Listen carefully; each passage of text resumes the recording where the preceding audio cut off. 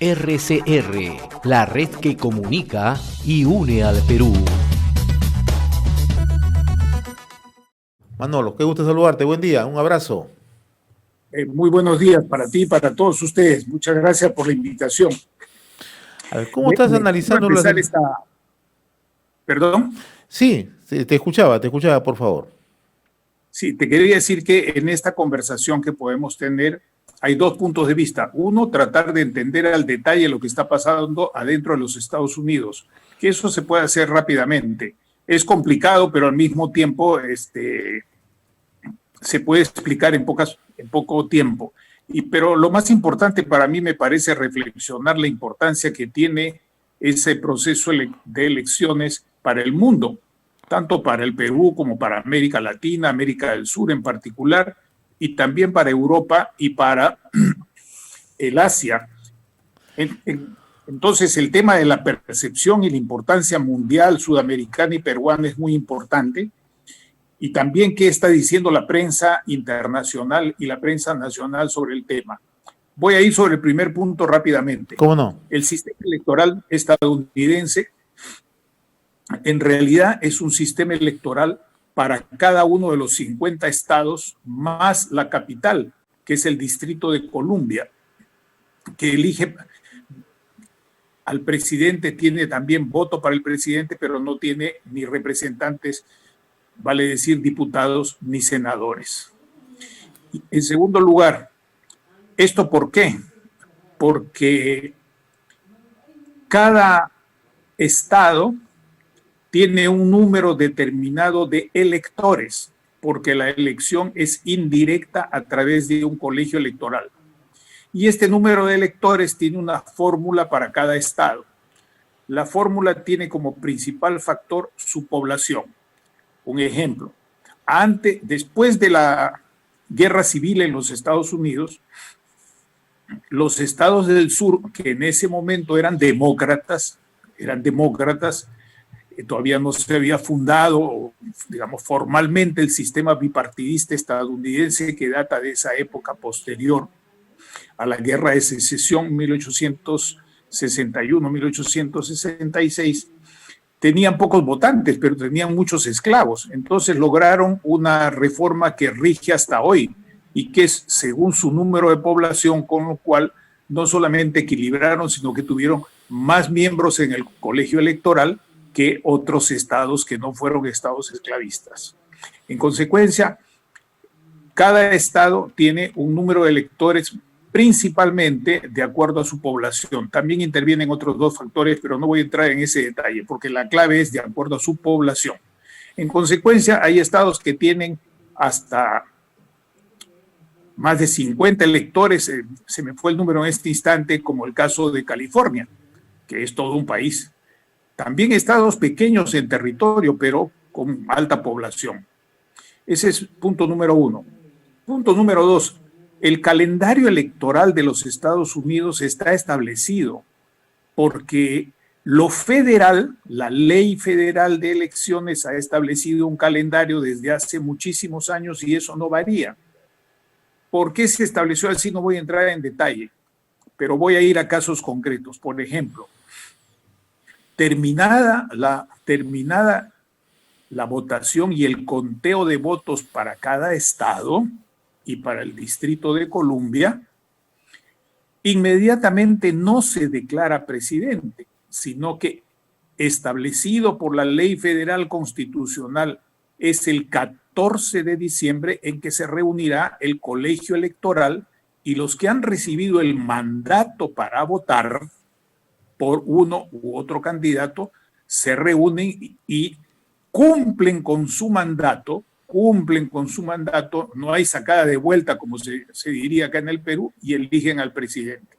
Y después hay otra fecha también establecida por la ley constitucional para que el presidente jure el cargo. Y esto ha sido así durante más de 100 años. Así que no hay que hacer comparaciones con el caso del Perú porque el sistema estadounidense es un sistema sui generis en el cual además funcionan otros criterios circunstanciales. Por ejemplo, el año en que fue elegido el presidente Jimmy Carter, que es un presidente muy respetado, muy famoso, no solo en Estados Unidos, sino en todo el mundo, él era un outsider, prácticamente no era conocido. Y es uno de los pocos casos en que un outsider, que no es un outsider en el sentido que se aplique en el Perú, sino que pertenece a la clase política, pero no es muy conocido en ese sentido. No que no pertenezca a la clase política, no que sea un futbolista o una bataclana o un científico, no, o una escritora, no, sino pertenece a la clase política, pero no era conocido.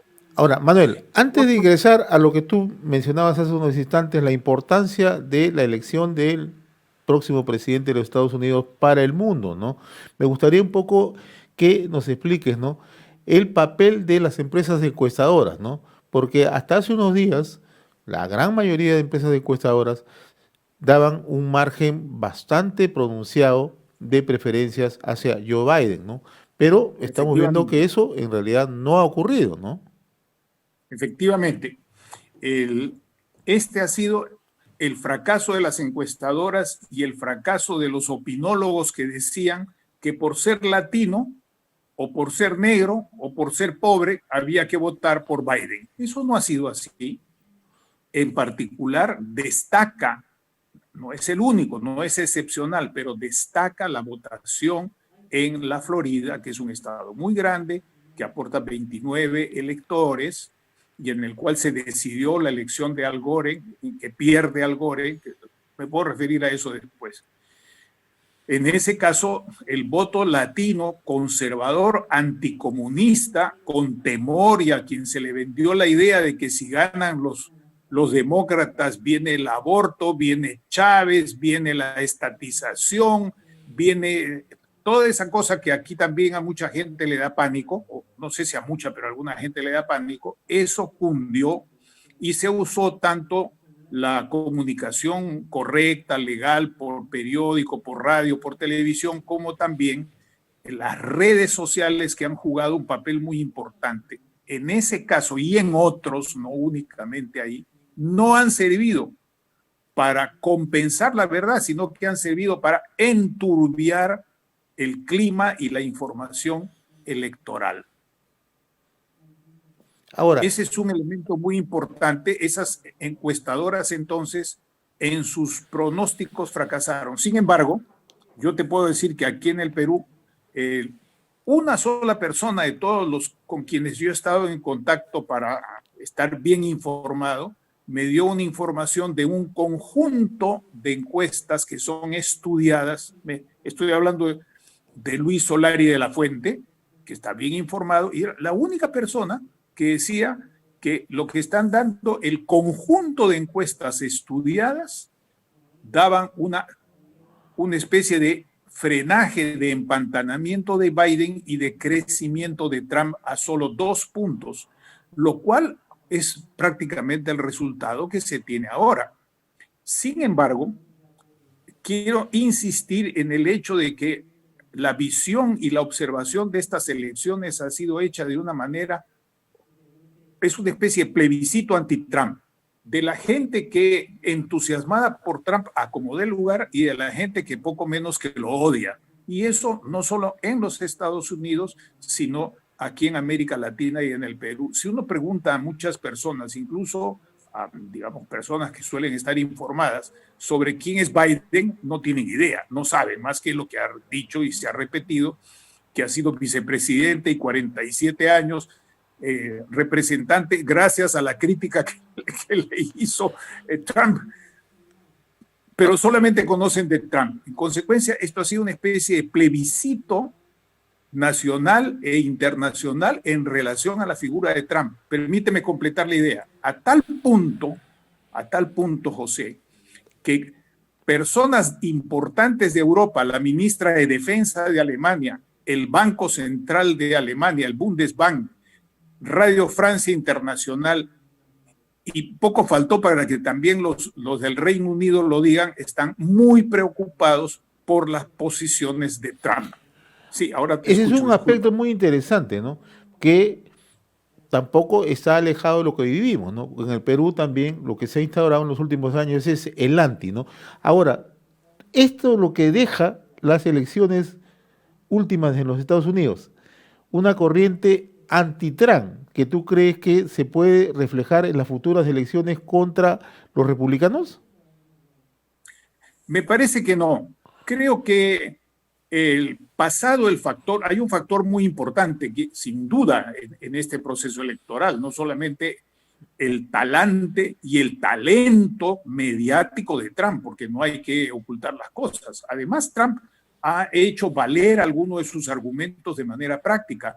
El gobierno anterior ya había mejorado un poco la economía, pero quien se lleva la comida no es el que la prepara, sino el que la sirve, y él la sirvió, y entonces tomó medidas incluso draconianas y medidas que han sido rechazadas no solamente por la China, sino también por los europeos y otros países que son aliados y comercian con los Estados Unidos y socios de la OTAN, en el sentido de que estimuló la inversión, dándole grandes ventajas a los súper ricos, pero estimuló la inversión y creó nuevos empleos. Eso empezó en el anterior gobierno, pero él aprovechó de la torta.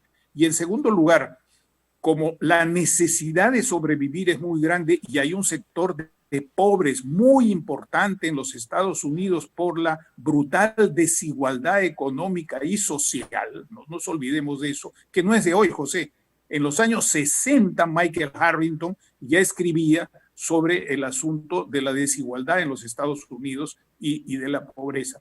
Entonces, esos factores, más la pandemia, ha hecho que entre la necesidad del bolsillo, del comer y la necesidad de salir y no estar encerrado, con toda la prédica que hizo Trump, ha sido un factor importante sin duda, y así lo están diciendo comentaristas internacionales. Pero creo que pasado el efecto de la pandemia, van a disminuir estas cosas y va a haber, si es que hay una solución institucional y no un conflicto grave dentro de los Estados Unidos que nadie desea, ni los chinos, por supuesto, ni el Grupo de México, ni el Grupo de Puebla, ni nadie desea eso, porque es un factor de desestabilización muy grande. En síntesis, creo que ese factor bajaría. Ahora, tú al inicio planteabas dos temas, ¿no? Uno, el detalle, y el otro, la importancia para el mundo de la elección o el próximo presidente de los Estados Unidos, ¿no? En el caso de América Latina, poco o nada se ha tocado en estas elecciones sobre América Latina, ¿no? Pero, ¿cuál, desde tu perspectiva, saber quién es el próximo presidente y cuál va a ser su relacionamiento con el mundo? Porque precisamente Trump no ha sido precisamente quien ha tenido un buen relacionamiento, ¿no? No ha tenido unos buenos modales diplomáticos que se diga, y se ha generado naturalmente un encono con muchos países, ¿no? Y con muchas organizaciones, ¿no? Es verdad. Sin embargo, hay que tratar de ser el máximo objetivo. Otro elemento del discurso de Trump que tú debes recordar y recordamos todos, creo, es el hecho que él dijo de una manera medio vulgar lo siguiente, ¿no? Yo no he mandado a matar a ningún oficial ni soldado americano, más bien los he retirado de las guerras y he logrado un acuerdo de paz importante. Y efectivamente, no por casualidad, el acuerdo de paz entre Israel y algunos países árabes, países seleccionados, han sido propiciados por Trump y con su presencia, que a mí me recordó el episodio de Clinton, ¿no?, juntando las manos del primer ministro de Israel y de Yasser Arafat. En consecuencia, no hay que pensar que unas visiones absolutamente dantescas y negativas de Trump son ciertas. No, él ha tenido un manejo interno importante y cierto manejo internacional. Dicho esto, para tratar de ser objetivo y no fanático, hay que decir lo siguiente. Uno, hemos estado en toda América del Sur y América Latina y hasta en el mundo absorbidos por los fenómenos sucesivamente antes de Colombia. No nos olvidemos, recuerden el tema de Colombia, que ha sido muy importante y llevó a las nuevas relaciones diplomáticas entre Cuba y los Estados Unidos con Obama, que hoy día eso ha quedado como opacado. Después vino el tema de Argentina, después los desaguisados de Bolsonaro, después el caso de Chile, después el caso de Bolivia. Entonces todo eso nos ha tenido absolutamente ocupados y con toda razón, de tal manera que el tema estadounidense ha pasado piola. En segundo lugar, porque no tenemos una clase política informada y el periodismo no ha destacado los fenómenos internacionales. Seguimos absolutamente mirando el hoyo de lo que nos está pasando a nosotros y no en el entorno. ¿Qué puede pasar entonces si es que gana Trump? Que hay una menor probabilidad, pero es posible, que son dos cosas distintas. Si gana Trump, va a haber probablemente un continuismo, una cierta continuidad. Eso es fácil de decir. Lo más difícil es decir en qué cambiaría si gana Biden. Y yo te diría primero en lo que no cambiaría. Primero, va a ser muy difícil cambiar la política de seguridad, las multibillonarias inversiones en materia de armas y de ingenios militares que hacen que haya sido sepultada definitivamente la idea con la que nace la Sociedad de las Naciones y las Naciones Unidas, que es el desarme universal y completo. Eso ha sido sepultado, porque si algo ha seguido funcionando, y yo lo he estudiado día a día, y hoy día también en la madrugada, han sido las industrias militares de Estados Unidos, China, Pakistán, India, hasta del Brasil y Argentina, y hasta el Perú ha renovado algunas unidades militares. Entonces, eso no va a parar. Junto con eso, no va a parar la inversión en ciencia y tecnología, tratando de mantener el monopolio, lo que se expresa en su persecución y prohibición de operadores chinos que manejan otra tecnología y a los cuales les acusa de copiar patentes. Entre paréntesis, China sigue aprovechando, hay que ser objetivos, sigue aprovechando del hecho de que en la Organización Mundial de Comercio, que también ha sido pateada por Trump y antes por otros presidentes estadounidenses, mantiene el estatus legal y económico de país del tercer mundo, y China ya es la segunda potencia mundial, cosa que debe cambiar y en lo cual el discurso de Trump, muy oportunista, por cierto, en este caso, tiene toda la razón. El otro elemento que no va a cambiar es la investigación científica, tecnológica y la inversión en universidades. El tercer elemento que me parece importante que no va a cambiar es la presión sobre los socios de Europa Occidental y un acercamiento muy íntimo, eso que se ha llamado el matrimonio político en otros casos, con el Reino Unido. ¿Por qué? Porque hoy día Europa está criticando la política de Trump, pero Europa al mismo tiempo se ventila en el verano y se calienta en el invierno con el petróleo y con el gas de Rusia, y Rusia a la vez tiene contratos muy importantes con la China.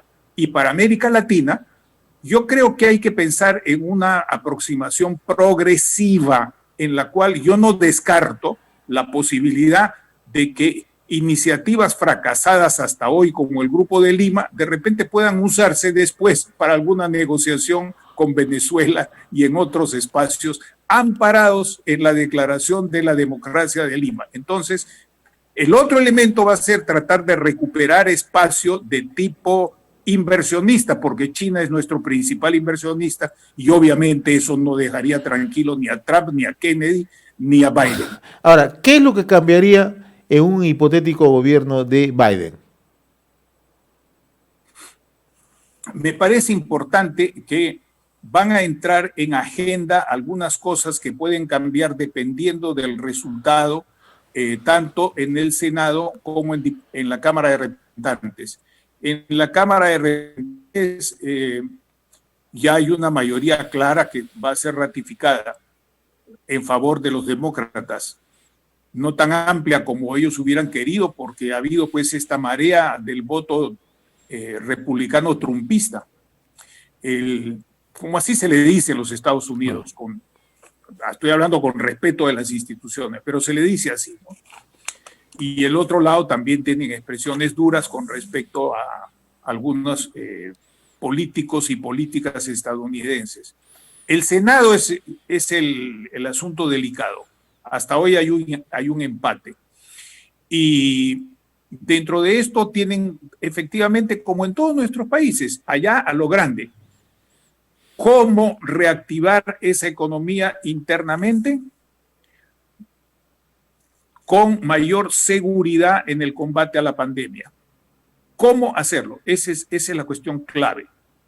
Trump ha tenido votos importantes porque le dijo a la gente, es más importante que tú trabajes, que vivas, que salgas, a que estés encerrado, porque de todas maneras te vas a enfermar. Así. El otro elemento importante va a ser las negociaciones con México y Centroamérica para el asunto de la inmigración y el trato con los inmigrantes. Eso es un asunto muy delicado que tiene una dimensión económica importante.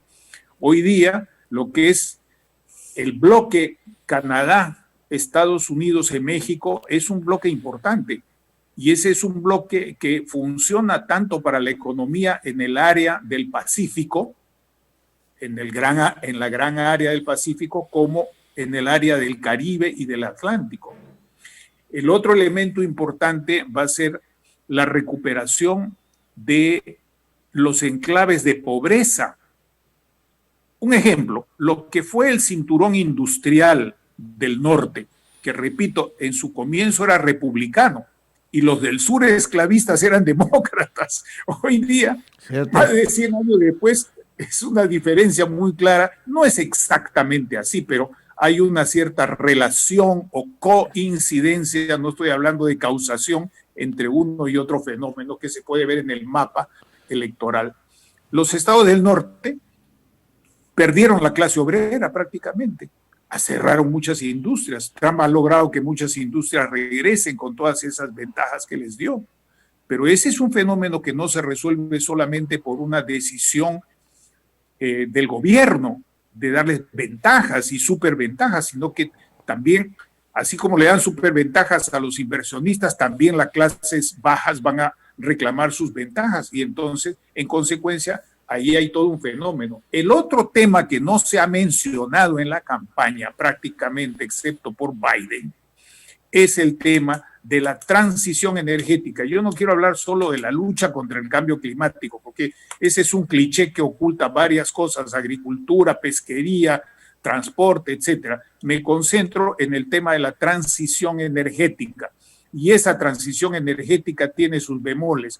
Estos días yo he estado observando los documentales de la televisión alemana, que son los que productores estrellas, no los únicos, productores estrellas de automóviles, que están diciendo que los vehículos a electricidad no son necesariamente la solución porque hay un gasto en energía precisamente en producir unas baterías gigantescas. De tal manera que eso nos trae algunas preguntas para el Perú. ¿Por qué no nos hacemos buenas preguntas sobre la transición energética y en vez de aferrarnos a solo decir cero petróleo, cero gas, vamos a tener industria, tenemos ahora el litio, de una manera realmente superflua e infantil? No nos planteamos en serio el tema de la transición energética, en la cual las empresas estadounidenses, europeas y chinas y de todos los países tienen posibilidades de trabajar muy efectivamente con el Perú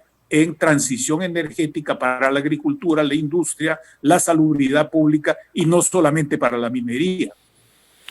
Esos son aspectos bien, bien importantes. Y en los Estados Unidos el tema de la educación, termino con esto, Pepito, el tema de la educación es un tema que está sobre la mesa.